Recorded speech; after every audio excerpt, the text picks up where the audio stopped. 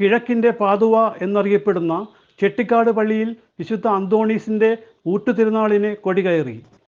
വിശുദ്ധ അന്തോണീസിൻ്റെ ഊട്ടുതിരുനാളിന് ഈ പതാക ആശീർവദിച്ചുയർത്തി നാം തുടക്കം കുറിക്കുകയാണ്. ഈ പതാക മുകളിലേക്ക് ഉയർത്തുമ്പോൾ നമ്മുടെ പ്രാർത്ഥനകളും നിരവധിയായ നിയോഗങ്ങളും വിശുദ്ധ അന്തോണീസിന്റെ മധ്യസ്ഥതയിൽ ദൈവസന്നിധിയിൽ നമുക്ക് സമർപ്പിക്കാം.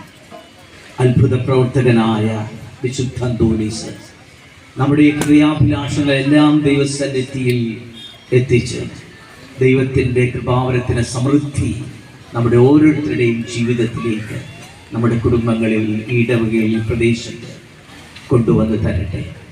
അങ്ങനെ ദൈവത്തിൻ്റെ വലിയ സന്തോഷവും സമാധാനവും നമ്മുടെ ഓരോരുത്തരുടെയും ജീവിതത്തിൽ ഉണ്ടാകാൻ നമുക്കൊരുമിച്ച് പ്രാർത്ഥിക്കാം. യേശു പഠിപ്പിച്ച പ്രാർത്ഥന നമുക്കൊരുമിച്ച് ചൊല്ലാം. സ്വർഗ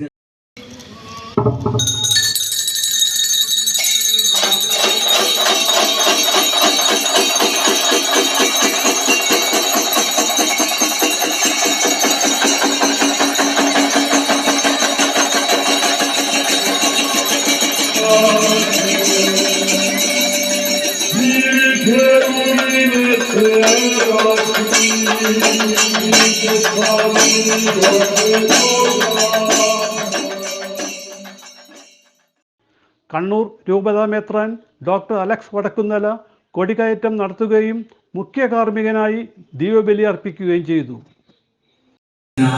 വിശുദ്ധ അന്തോണീസിന്റെ ഊട്ടുതിരുനാൾ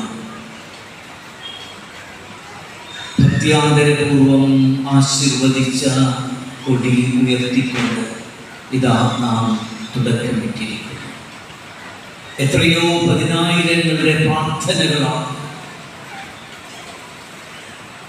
ഈ അത്ഭുത പ്രവർത്തകനായ അന്തോണീസ് പുണ്യവാളൻ സ്വർഗസന്നിധിയിൽ എത്തിച്ച് നമുക്ക് ദൈവത്തിൻ്റെ കൃപാവരത്തിന് സമൃദ്ധി വാങ്ങി തന്നിട്ടുണ്ട്.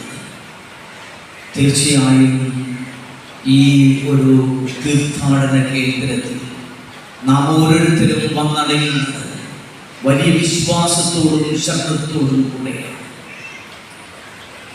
നമ്മുടെ ഹൃദയാഭിലാഷങ്ങൾ പ്രത്യാശയോടുകൂടെ വിശുദ്ധ അന്തോണീസിന്റെ പാദാന്തികത്തിൽ നാം സമർപ്പിക്കുമ്പോൾ ഒരു കാര്യം നമുക്കുറപ്പുണ്ട്, ദൈവത്തിന്റെ ഹിതം അതാണെങ്കിൽ അത് സാധിച്ച് നമുക്ക് അനുഗ്രഹമായി മാറും.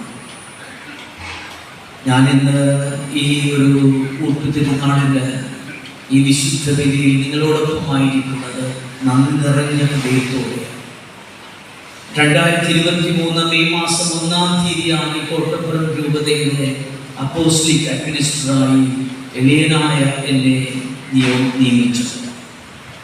ആ ദിവസങ്ങളിൽ തന്നെ ഇവിടെ വന്ന് പ്രാർത്ഥിച്ചിരുന്നു, എത്രയും വേഗം കോട്ടപ്പുറം രൂപതയ്ക്ക് അനുയോജ്യനായ ഒരു ഇടയനെ നൽകണമേ.